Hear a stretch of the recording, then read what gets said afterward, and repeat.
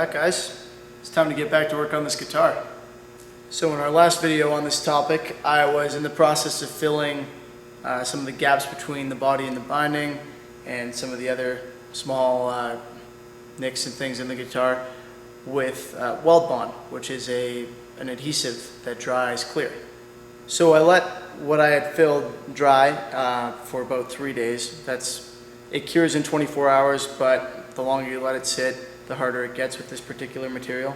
So I let it harden for 3 days, and then I sanded it down and went over it again because there were still a couple areas that needed a bit of filling. Now obviously that second round of filling needed time to dry as well. So I let that sit for 3 days and I sanded it down to 800 grit. Now in the video where I introduced this project, I talked about how the binding protruded from the edges of the guitar and how filling that and trying to get that all even would thicken the edges of the guitar to an extreme that would probably affect the tone of it. So like I said I was going to, what I did to alleviate this issue somewhat is I used a very thick, well I shouldn't say very thick, I used a relatively thick clear coat as my sealer for the guitar. And I've already done that.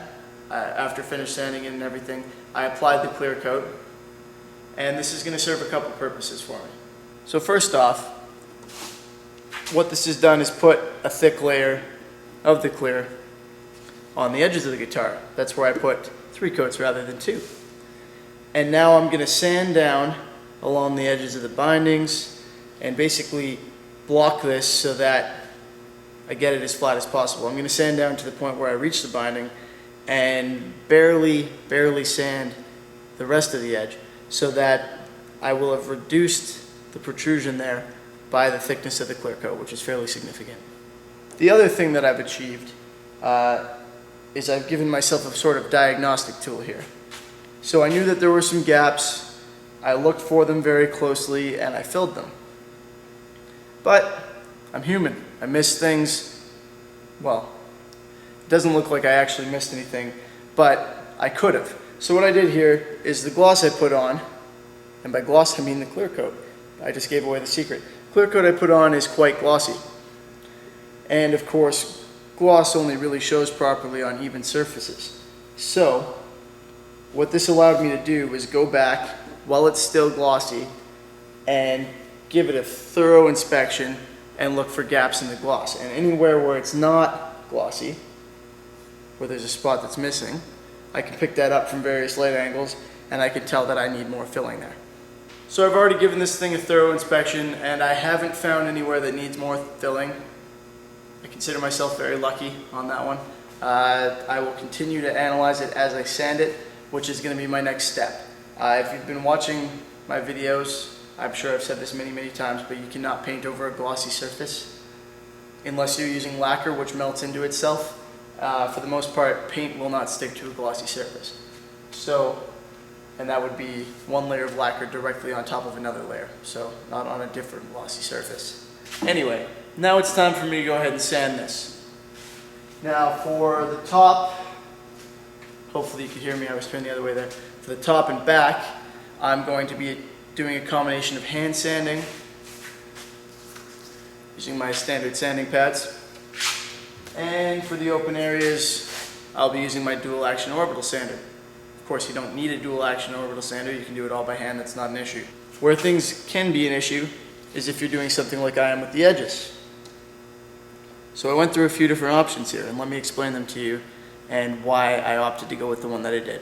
So my first thought for doing something like this, based on the tools that I have, would be to use an oscillating spindle sander. I have one of those. I could put up to a 4-inch cylinder on it, and it spins and moves up and down. Anyway, spins and moves up and down, and I would feed the guitar against it and sand the edges. However, I won't be doing that because it is rather aggressive, and I really don't, this is a very thin-walled instrument, and I don't want to risk causing it any sort of damage. Also, I don't want to risk eating into that binding at all because it is very thin as well. Another thought was a drum sander. I have a drum sander that has flaps of sandpaper. It's a little less aggressive, but still it's a power tool, and there is the opportunity there, if I'm not careful, which I would be, but there's the opportunity there to eat too far into this binding and cause it to get even thinner. And as you can see, there's not a lot to spare there. Option 3. Now this was suggested to me on the introduction video for this, I believe. Yes, on the first video I did on this topic. One of my viewers kindly suggested that I use a cabinet scraper, which is a great idea. And a cabinet scraper, if you don't know, is a piece of very hard steel, somewhat flexible, that you use to scrape wood. And the thicker ones, for example, I have a 1 mil, well, I have a set of them, but one of them is a 1 mil thick, is great for removing finishes.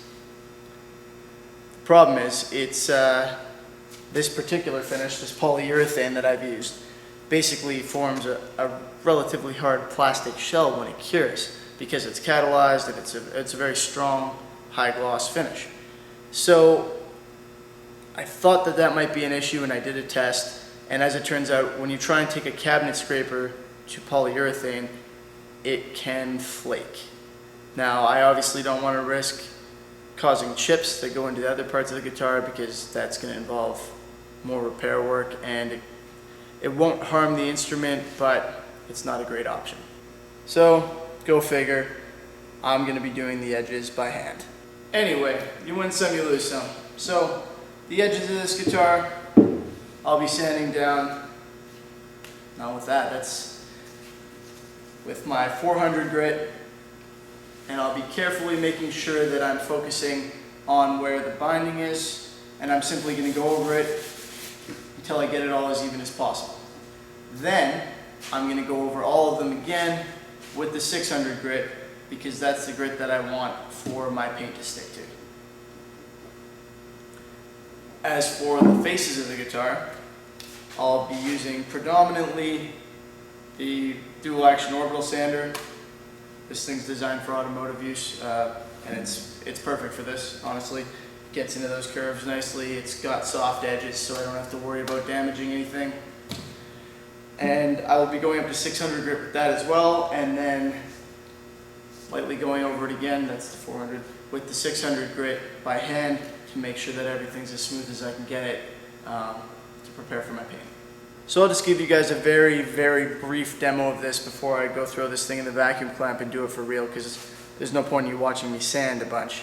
But the main thing here is just to be careful. So I'm beginning by sanding by hand, right along the binding here.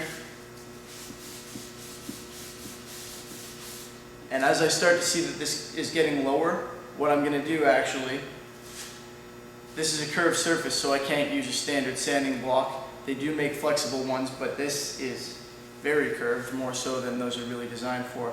So I'm actually going to grab myself a large eraser and use that to stabilize my sandpaper and make sure that I'm getting it as flat as I can.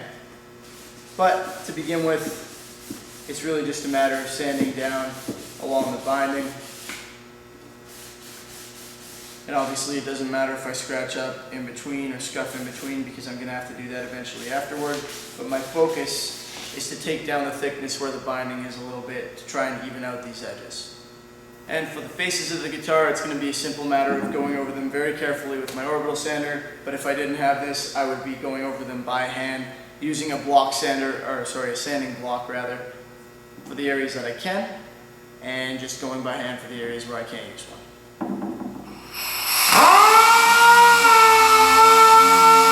Well, after what I would describe as quite a bit of work, finally got this thing sanded down and ready to go. So in the next video, it'll be time to paint it.